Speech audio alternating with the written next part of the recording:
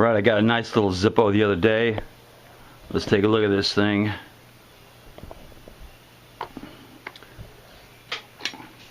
Now this one comes in the plain Zippo black box, and the label on it says stamped. It's not really a collectible box, it just says made in the USA, Zippo.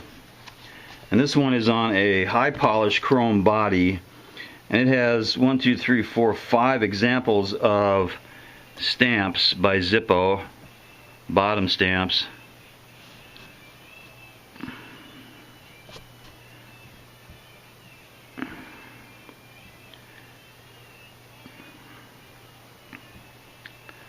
So yeah, that one's a real old one on top, and it kind of goes to the new ones. And this one was made in K of 12. I think that's November of last year.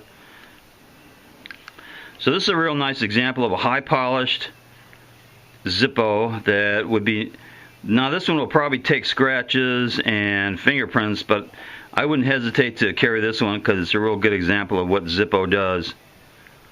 Zippo, high polished, stamps, got a real good sound to it, fires up like every Zippo does, really good. And that I will probably be keeping on my desktop. It's a real nice Zippo.